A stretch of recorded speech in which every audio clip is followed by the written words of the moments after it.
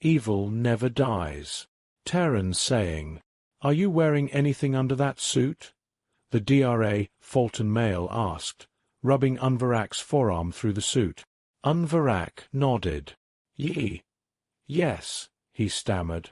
Help him get out of it before it dissolves. The way of the means, DRA Fulton female soldier said. She looked around. 6 of us now. As you command, the scrawny male said. A Dremkilia moved over to Unvarak, bobbing its head and smiling servilely. His people had been conquered by the Empire over 300 years before, and they were used for menial labor for the most part, their intelligence still slowly climbing toward Imperial standard deviation. Together, the two helped Unvarak out of the suit. He was barely out of it, still wearing the understocking when the suit started to hiss and steam. His bodysuit did the same, and he started slapping at it. Easy, the direct Fulton way of the mean soldier said, touching his forearm. Give it a moment. The steam cleared to show just his tools and instruments remained. His bodysuit had changed into a standard work outfit with plenty of pockets, boots, and a belt. Unvarak moved over and picked up the remaining equipment, hanging it on his belt. Finally, he was done. He turned and looked at the others.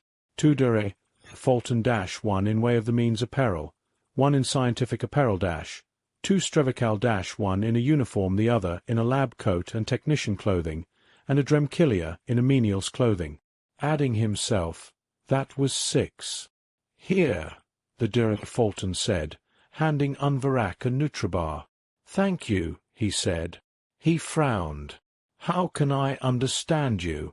Fallen Confederacy standard, the Dremkilia said, looking up and blinking at Unvarak with a servile smile.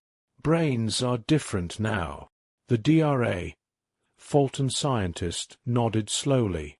Something about our gracious hostess and our trip through that damnable room. You should let me research the computers, the Strevical scientist/technician said, holding up a powered driver. No, came the shout from the 2 DRA Fulton. Humph, the Strevical said, putting away the powered driver and crossing his arms. The other Strevical didn't look up from where he was sitting in a chair, staring at the floor. Unvarak looked around slowly, closed his eyes, took 10 measured breaths, then opened them. All right, let's start a checklist, he said. The male DRA. Fulton nodded. How did we all get here? Unvarak asked. The room, the Dremkilia said. Okay, how did you end up in the room?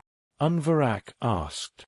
I was lured inside by a mythological figure while exploring a terror artifact the size of a stellar mass. Was working in the mine. Cave in killed rest of crew. Was sad, but then started digging. Got really hot and sweaty, hard to breathe. Found a door. Went inside. Met Terror Lady. She gave me candy and said I was smart because I got candy before getting in the van. Led me to a room like this one. Went inside painted room. The Dremkilia pointed at the hexagonal chamber. Terror Lady asked me if I had ever had sexual intercourse before. Said no. Said I had had sexual intercourse now and closed door. Came here. Just me. Unvarak nodded. He looked at the DRA Fulton male. The 2 of us were working at a recently discovered terror archaeological site that was in pristine condition. We found a chamber like this. He pointed at the door to the hexagon chamber. There was a note, looked new, said, "Free kittens inside," and we went in. He snorted his amusement. There was a note on the floor. I picked it up, the female DRA Fulton said. It asked if I was a virgin. When we looked up, a naked female terror was standing at the door. Told us we weren't virgins now, and closed the door. The male continued. He shrugged. And here we are. The Dremkilia was here. Unvarak turned to the 2 Strevical. The science cast one looked around. I led a team examining and researching Terra ruins. 8 of us found a room like this. I went in a room like that one, found a card asking if I was sexually experienced. When I looked up, a real Terra, female from the appearance, told me I was now sexually experienced and closed the door. I got here and the Derek Fulton were here. The science cast Strevical looked around with arrogance stamped on his features. They will not let me research or examine the computers. Because you'll tear them apart, you freak, the DRA Fulton scientist said. The Strevical just nodded. You? Unvarak asked the male. The male looked up slowly, and Unvarak almost drew back. The male was disheveled, his eyes bloodshot and bleary, bruised-looking skin around the eyes. I was in my bathroom, he said. His voice sounded dead, empty. I had decided to end it. I was debating to wash down my pills with beer or hard alcohol when the Terra female entered. I closed my eyes, relieved it was finally over, he said. He looked back down. I woke up in the hexagon room. He paused a moment. My torment continues. Unvarak nodded, moving around the room slowly, thinking. So, the who is the figure of myth and legend known as the detainee, who has not been seen in tens of thousands of years, approximately as long as the Terrors have been gone, Unvarak said. The Strevical soldier shuddered. The how is by the chamber, which must be some kind of matter transmitter that works at interstellar distances, Unvarak continued. Impossible, the Strevical scientist squeaked. Would require the power of a dozen suns just to move something across a room. Power is something the Terrors had in abundance, Unvarak said. The what is currently unknown. The why is unknown. It could be for that mythological figure's amusement, but my research showed her to be cruel, capricious, murderous, but always with a motive for her actions. Who is she? The Strevical scientist asked. Who cares? The Strevical soldier asked. That leaves the where we are, Unvarak said. Right now, we only know this room. He turned to the Dira Fulton soldier. You said we were in a place called the Clownface Nebula. How do you know this? The female Dira Fulton reached into her pocket and pulled out a piece of paper. She unfolded it and showed it to everyone. Location. Clownface Nebula was written on it. Unvarak patted himself down and checked his pockets. He found a slip of paper in one and unfolded it, reading it and showing it to everyone else. 2 + 2 = orange. Yes, please. The DRA Fulton scientist held his out for everyone to see. Eat or be eaten was the message. Unvarak noted it was all the same elegant, sweeping handwriting.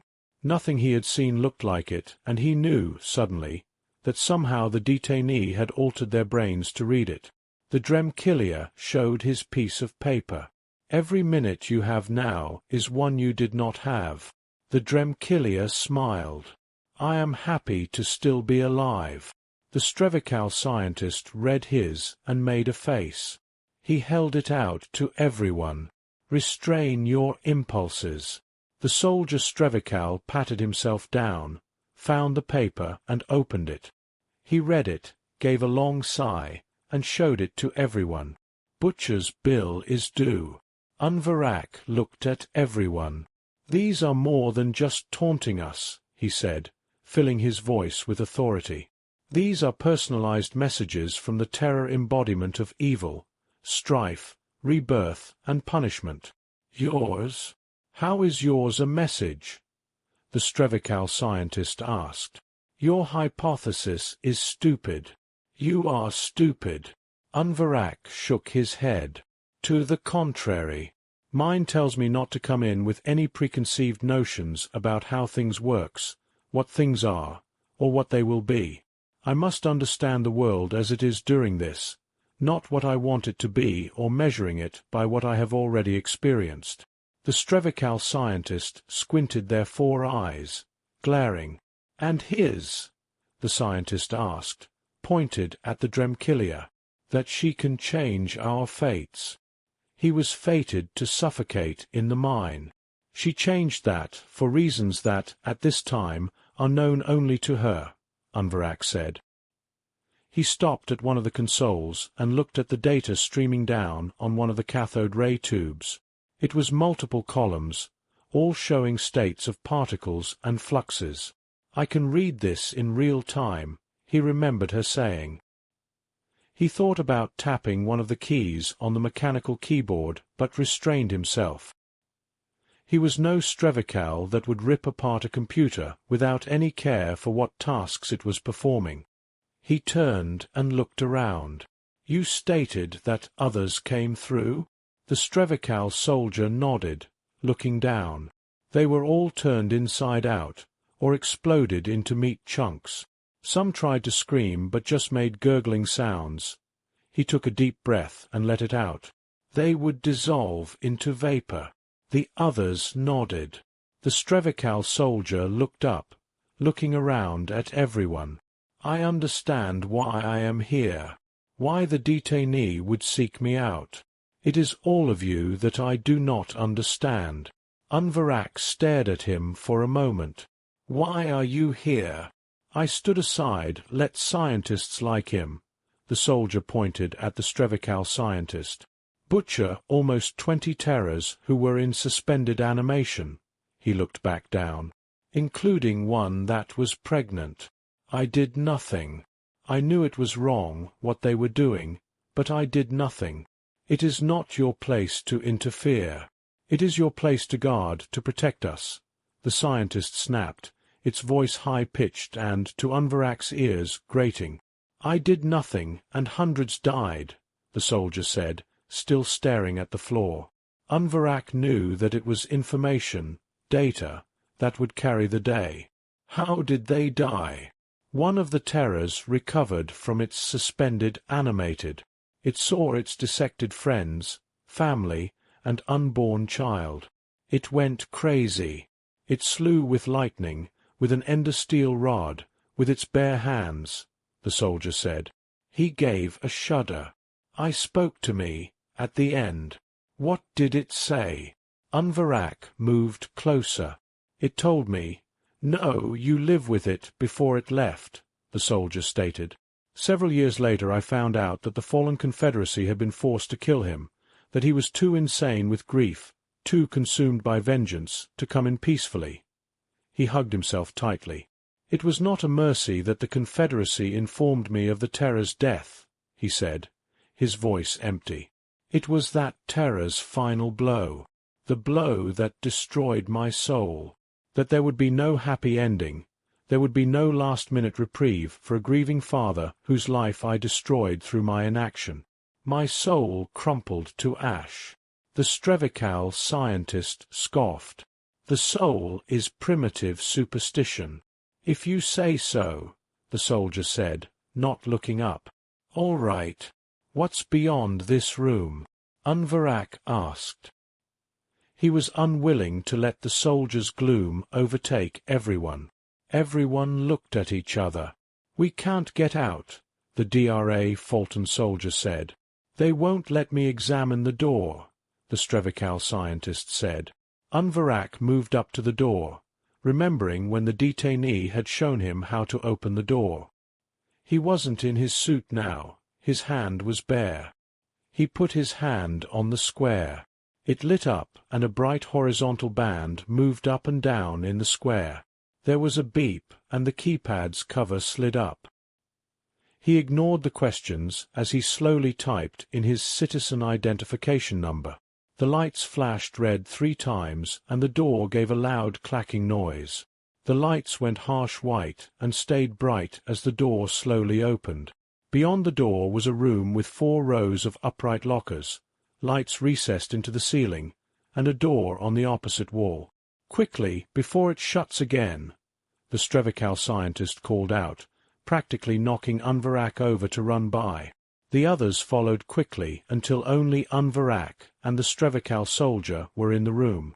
"You cannot do whatever it is she requires of you if you stay in here," Unverak said quietly. The soldier pushed himself to his feet and moved through the door, literally dragging his feet as he slowly moved through. Unverak could smell the sour stench of despair from the Strevikal. The Strevikal scientist had pulled open several lockers and was throwing the contents around, calling out that most were clothing, boots, hats, face masks, gloves. Unverak hated the Strevikal version of research, which was basically tearing things apart and figuring them out later. Unverak moved slowly through the room, looking at everything. There were 4 rows of lockers. 4 species represented. Thinking about what the others had said, Unverak had the suspicion, unfounded and without supporting evidence, that the other failed transfers were to frighten the group and make them wary and suspicious of the matter transfer system. It did not surprise Unverak that there was clothing that could fit him. What was a surprise was finding out that the one that would fit the best had a name tag, written in that fancy flowing script, that had his name. "Take everything in the locker that has your name in it," the DRA Fulton soldier said, her voice full of authority. "The terror creature would not put it in here if we would not need it." Her voice sounded more confident. "This is a test of our people. Our people are at war," the Strevikal scientist chirped. "And here, in this place, we must set that aside," the DRA Fulton soldier said.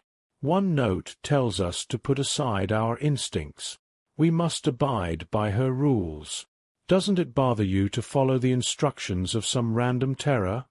the Strevikal scientist asked. "She is more powerful than I, and I am in her power. Thus I must obey her commands. This is the lessons I have learned as part of the way of the means," the DRA Fulton said, her voice calm. "I know that she is watching, somehow, and that means what I do will be remembered. What I do may reflect upon my entire people when her attention moves to them as a species. She is a member of a primitive and extinct species," the Strevikal scientist squealed. "A primitive species that we all flock to their refuse pits and abandoned places to try to discover the slightest discovery," the DRA Fulton soldier said. She moved over by the door, and Unverak noticed that, like him, she had a gas mask at her hip. She had a headband with a faux crystal on it. "What is the headband?" Unverak asked. "Phasic shielding," the DRA Fulton said. "She touched it. I recognized it." "Everyone put your version on," Unverak said, following his own advice. He could faintly taste urtril fruit on his back teeth. There was some grumbling, but everyone dressed.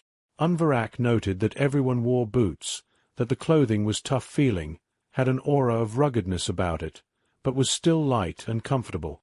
There was also tool belts that a gas mask hung from. They gathered in front of the other door. The DRA Fulton soldier tried the handpad. The door hissed up, revealing an upward-sloping ramp. They all trudged up the ramp, stopping twice to catch their breath. Finally it ended in a door with a rectangle and a keypad. Unverak's hand was the only one that worked. He pressed in his sin and waited. A heavy blast door slammed down, narrowly missing the Strevikal scientist, who jumped forward with a frightened squeal. There was 3 loud blasts from a klaxon. Over the door a hologram appeared. 4, 3, 2, 1. There was a buzz, and the door dropped into the floor. There was thick fog beyond it that swirled into the room, pouring in until it was at knee level. The fog was bluish-white, but had coils and streaks of sickly yellowish-green. It glowed with a strange light from deeper in the fog, a light that didn't cast any shadows. The sound of screaming carried in through the fog. Bellows and roars could be heard off in the distance. The back door made a grinding sound and began to move forward, pushing the Strevikal scientist, who squealed and jumped forward. The hologram flashed as the door pushed them toward the fog. "Survive.